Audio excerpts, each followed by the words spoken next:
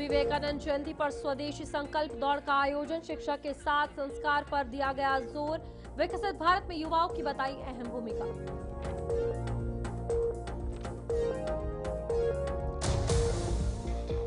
विवेकानंद जयंती पर बालोद को मिली बड़ी सौगात, 233 करोड़ के विकास कार्यों का लोकार्पण। युवाओं और ग्रामीण विकास पर जोर, रोजगार और बुनियादी सुविधाओं को बढ़ावा।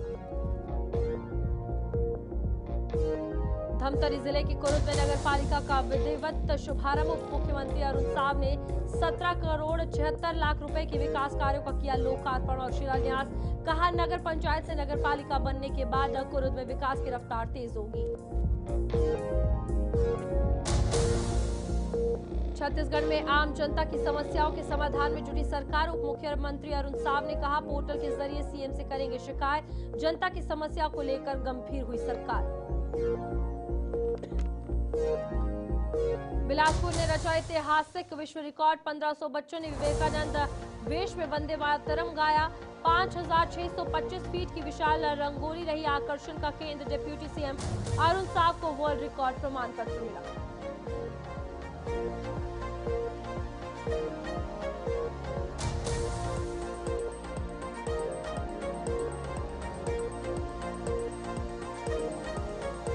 खबर छत्तीसगढ़ देख रहे हैं आप सब और मैं हूं आपके साथ रूपाली शर्मा। तो चलिए बुलेटिन की शुरुआत करेंगे छत्तीसगढ़ की खास खबरों के साथ। स्वामी विवेकानंद की 163वीं जयंती के अवसर पर युवा शक्ति से राष्ट्र निर्माण का संकल्प संदेश के साथ स्वदेशी संकल्प दौड़ का आयोजन किया गया। ये दौड़ सुभाष स्टेडियम से सरोवर तक निकली और इसमें बड़ी संख्या में युवाओं ने भाग लिया। कार्यक्रम में कैबिनेट मंत्री टंकराम वर्मा ने कहा कि केवल शिक्षा ही नहीं बल्कि संस्कार भी युवाओं के सर्वांगीण विकास के लिए आवश्यक है। उन्होंने युवाओं को राष्ट्र का मेरुदंड बताते हुए कहा कि प्रधानमंत्री की विकसित भारत संकल्प को साकार करने में युवाओं की भूमिका सबसे महत्वपूर्ण है। इस आयोजन ने युवाओं में राष्ट्र निर्माण की भावना को और मजबूत किया है।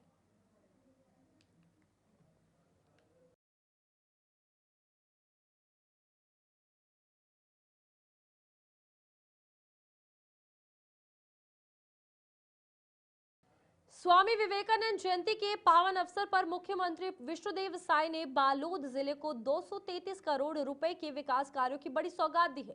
विभिन्न योजनाओं का लोकार्पण और शिलान्यास कर जिले के समग्र विकास को रफ्तार देने का काम किया है। इन विकास योजनाओं से ग्रामीण क्षेत्रों में रोजगार सृजन होगा और जीवन स्तर में सुधार आएगा। स्थानीय जनप्रतिनिधियों ने इस ऐतिहासिक उपहार के लिए मुख्यमंत्री का आभार जताया है।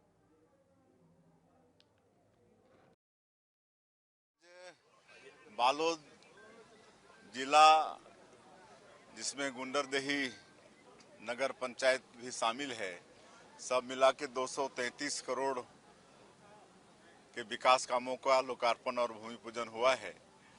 इसके लिए मैं समस्त बालोद जिला वासियों को, गुंडरदेही नगर पंचायत वालों को बहुत बहुत बधाई और शुभकामनाएं देता हूं। इसमें ओवरब्रिज का भी भूमि पूजन हुआ है, तो उसके निर्माण हो जाने से आने जाने में सुविधा होगी। कॉलेज भवन का भी भूमि पूजन किए हैं। कॉलेज भवन के बनने से भी हमारे बेटा बेटियों को उच्च शिक्षा के लिए एक अच्छा सौर सुविधायुक्त भवन बनेगा। शॉपिंग कॉम्प्लेक्स का भी भूमि पूजन किए हैं, जिसके बनने से हमारे बेटा बेटियों को रोजगार करने के लिए एक जगह मुहैया होगा। इस तरह से अनेक कामों के लोकार्पण और भूमि पूजन। वहीं पर स्वामी विवेकानंद की 163वीं जयंती और राष्ट्रीय युवा दिवस के अवसर पर रायपुर के सुभाष स्टेडियम में स्वदेशी संकल्प दौड़ का भव्य आयोजन किया गया। कार्यक्रम के मुख्य अतिथि कैबिनेट मंत्री टंकराम वर्मा ने युवाओं को संबोधित करते हुए कहा कि शिक्षा केवल किताबी ज्ञान तक सीमित नहीं होनी चाहिए, बल्कि चरित्र निर्माण भी उतना ही जरूरी है। उन्होंने युवाओं को राष्ट्र की रीढ़ बताते हुए आत्मनिर्भर भारत का संकल्प दिलाया। मंत्री वर्मा ने प्रधानमंत्री नरेंद्र मोदी के 2047 विकसित भारत के लक्ष्य और मुख्यमंत्री विष्णुदेव साय के नेतृत्व में युवाओं के विकास पर सरकार के फोकस को भी रेखांकित किया।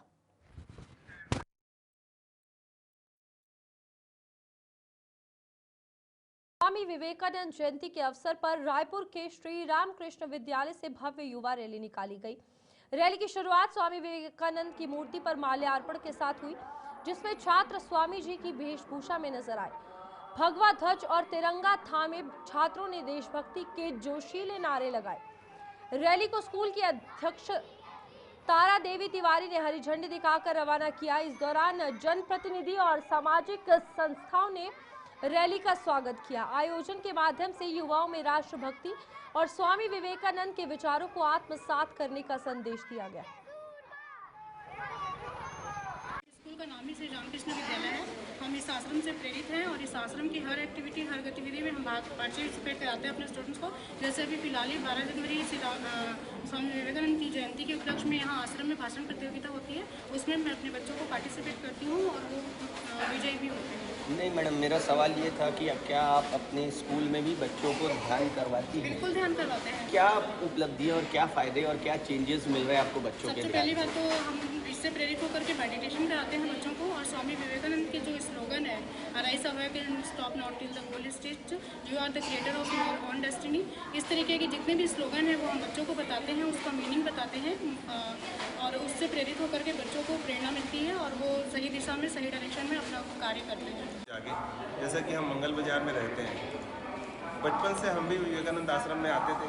पहले यहाँ पे हम किसी और कारण से आते थे। धीरे धीरे जब स्वामी विवेकानंद को हमने देखा, उनकी फ़ोटो को देखा, उनके चलचित्र को देखा, तो हमारे मन में भी ये भावना जागी कि क्यों ना हम भी स्वामी विवेकानंद जैसे बने।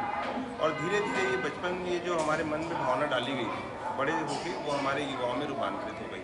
इसीलिए छोटे बच्चों से हम ये शुरू से ही इनको प्रेरणा देते हैं कि ये स्वामी विवेकानंद के आदर्शों को माने। और सबसे बड़ी स्वामी विवेकानंद की जो एक वाणी है कि आजकल युवा जैसे छोटी छोटी बातों पर डिप्रेस हो जाते हैं, आत्महत्या कर लेते हैं, सुसाइड कर लेते हैं, तुरंत हार मान लेते हैं। तो स्वामी विवेकानंद का यही जो कोटेशन है कि आप कभी नहीं हार सकते, आप ब्रह्मा की संतान है, अहम ब्रह्मास्मि। उन्होंने एक कोट दिया था कि हम ईश्वर की संतान हैं। ईश्वर की संतान कभी किसी भी परिस्थितियों में हार नहीं सकती है। तो स्वामी जी का यही उपदेश मैं सभी बच्चों को देना चाहता हूँ कि जीवन में चाहे कैसी भी परिस्थितियाँ हों, वह उनसे लड़े और लड़कर आगे बढ़े और उनसे जीते। जैसे कि रामकृष्ण पब्लिक स्कूल के माध्यम से 15 सालों से ये रैली विवेकानंद की आयोजित की जाती है। क्या हर साल रैली का अंतिम छोर यहीं रहता है? बिल्कुल, क्योंकि ठाकुर रामकृष्ण परमहंस देव स्वामी जी के गुरु थे, वो आध्यात्मिक गुरु थे, जिनके माध्यम से स्वामी जी को ठाकुर जी ने एक ईश्वर का साक्षात्कार किया था, जिससे उनके मन में परम शांति मिली। इसी कारण स्वामी जी का हमारा जो रैली निकालने का उद्देश्य यही है कि रैली निकालते हुए स्वामी जी का संदेश वो पूरे समाज तक जाए, स्वामी जी के विचार समाज तक जाए, वो समाज को हम जागृत कर पाए। इसके माध्यम से रैली निकालते हैं और रैली निकालने के बाद में रैली का जो समापन होता है वो ठाकुर जी यानी रामकृष्ण परमहंस के भव्य मंदिर में आके उनको यहाँ पे शांति मिलती है। यहाँ पे 2 मिनट का ध्यान करवाते हैं। ध्यान के माध्यम से उनको मन में जो भी विचार है वो सारे अननेसेसरी जो विचार है वो शांत हो जाते हैं और उनका एकाग्रता का जो है लक्ष्य तक वो पहुँच जाते हैं। हर साल हम 12 जनवरी को अपने स्कूल से विवेकानंद आश्रम लेके आते हैं बच्चों को। इससे बच्चों को जो विवेकानंद जी के बारे में जानने और समझने का मौका मिलता है। वही बच्चे आगे जाके जो यहाँ पे हर साल जो प्रतियोगिता होती है उसमें भाग लेते हैं और उसमें पिछले साल तो फर्स्ट भी आए, फर्स्ट और सेकंड दोनों आए। तो इसी बहाने बच्चे कम से कम विवेकानंद जी को समझते तो जानते हैं। राष्ट्रीय युवा दिवस और स्वामी विवेकानंद जयंती के अवसर पर धमतरी जिले के कुरुद में नगर पालिका का विधिवत शुभारंभ किया गया। कार्यक्रम में उप मुख्यमंत्री अरुण साव ने 17 करोड़ 76 लाख रुपए की विकास कार्यों का लोकार्पण और शिलान्यास किया। इस दौरान मंगल और स्वामी विवेकानंद की प्रतिमा का अनावरण भी किया गया। अरुण साव ने कहा कि नगर पंचायत से नगर पालिका बनने के बाद कुरुद में विकास की रफ्तार तेज होगी और नागरिकों को बेहतर मूलभूत सुविधाएं मिलेंगी। समारोह में जनप्रतिनिधि और बड़ी संख्या में नागरिक उपस्थित रहे।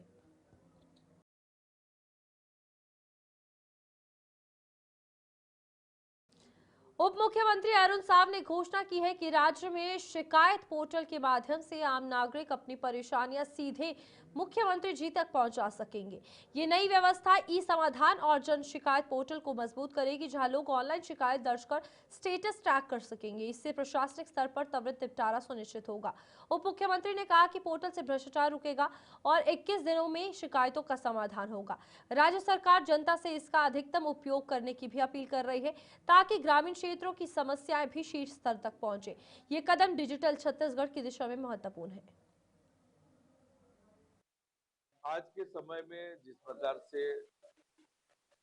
लोगों की समस्याओं का त्वरित निराकरण हो, सरकार के काम पारदर्शी हो, कामों में सुशासन हो, पारदर्शिता हो, इन सब को ध्यान में रखकर विष्णुदेव साय जी के नेतृत्व में हमारी सरकार काम कर रही है।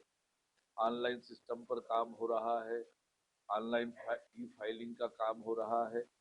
अब ये शिकायत पोर्टल भी चालू हुआ है, तो निश्चित रूप से लोग सीधे अपनी बात मुख्यमंत्री तक पहुंचा सकेंगे। बिलासपुर में 1500 बच्चे विवेकानंद बने, वंदे मातरम गाकर विश्व रिकॉर्ड कायम किया।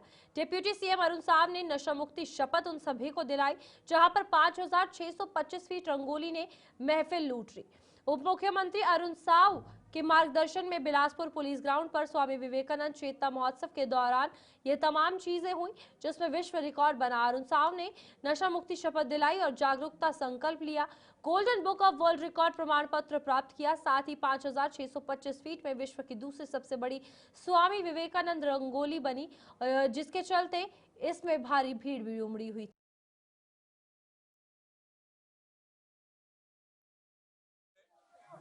और आज बिलासपुर में 1500 युवा 10 साल से 15 साल की आयु के स्वामी विवेकानंद जी की वेशभूषा में एकत्रित पुलिस ग्राउंड आए। उन्होंने वंदे मातरम का पूरा गायन किया और नशा मुक्ति की शपथ ली है। एक आकर्षक 5000 स्क्वायर फीट की विवेकानंद जी की रंगोली बनी है और ये शोभा यात्रा निकलकर विवेकानंद उद्यान जाएगी और वहां पर प्रदर्शनी लगी है, उसका सभी लोग अवलोकन करेंगे। और वो प्रदर्शनी 2 दिन चलने वाली है। यहाँ जो रंगोली बनी है यह भी यहाँ 2 दिन लोगों के अवलोकन के लिए रहेगी। आज वर्ल्ड रिकॉर्ड बना है और ये बिलासपुर के लिए ऐतिहासिक अवसर है, जब राष्ट्रीय युवा दिवस पर आज वर्ल्ड रिकॉर्ड बिलासपुर के युवाओं। सांसद बृजमोहन अग्रवाल ने कहा कि सरकार की प्राथमिकता जनता की सुविधाएं बढ़ाना है और उनकी साथ ही साथ समस्याओं का त्वरित समाधान करना है। उन्होंने बताया कि हेल्पलाइन व्यवस्था के जरिए आम लोगों की शिकायतों का तेजी से निस्तारण किया जाएगा। सांसद ने ये कहा कि जी राम जी विधेयक से ग्रामीण क्षेत्रों में 100 से 125 दिन की रोजगार की गारंटी मिलेगी, जिससे गांव की अर्थव्यवस्था मजबूत होगी। इस योजना के तहत गांव में स्कूल, खेल मैदान और आपदा प्रबंधन से जुड़े कार्य किए जाएंगे। उन्होंने ये भी कहा कि बाढ़ और भूकंप जैसी आपदाओं से निपटने में भी ये योजना कारगर साबित होगी। जी राम जी विधेयक से पूरे देश के गांव के समग्र विकास का रास्ता खुलेगा। सरकार का काम यही है कि जनता के जो परेशानियां हैं उनको दूर करना, जनता को सुविधाएं उपलब्ध करवाना, समस्याओं का समाधान करना। तो मुझे लगता है हेल्पलाइन के माध्यम से जनता की समस्याओं का और तेजी से समाधान होगा। कांग्रेस जो है मनरेगा को लेकर अब करना, जनता को सुविधाएं उपलब्ध करवाना, समस्याओं का समाधान करना। तो मुझे लगता है हेल्पलाइन के माध्यम से जनता की समस्याओं का और तेजी से समाधान होगा। कांग्रेस जो है मनरेगा को लेकर अब जनसंपर्क अभियान चला रही, कह रही कि मनरेगा में अधिकार छीन रहे हैं और एक राष्ट्रव्यापी आंदोलन चला रही है। ये पूरे कांग्रेस पूरे देश को गुमराह करने का काम कर रही है। मकर संक्रांति से पहले राजधानी के लाखे नगर चौक में प्रतिबंधित चाइनीज मांझे का खतरनाक खेल उजागर हुआ है। एक युवती के चेहरे पर 10 टांके लगे हैं। रायपुर के लाखे नगर चौक में मकर संक्रांति से पहले बाजारों में प्रतिबंधित चाइनीज मांझे की खुलेआम बिक्री हो रही है। इस खतरनाक मांझे से युवती नेहा गंभीर रूप से घायल हो गई, जिसके चेहरे पर 10 टांके लगाए गए हैं। ज्यादा मुनाफे के लालच में व्यापारी इस जानलेवा सामग्री का खेल चला रहे हैं। पिछले साल इसी तरह के चाइनीज मांझे से एक नाबालिग बच्चे की मौत हो चुकी थी। स्थानीय लोगों ने प्रशासन से तत्काल कार्रवाई की मांग की है। पुलिस को सूचना भी दे दी गई।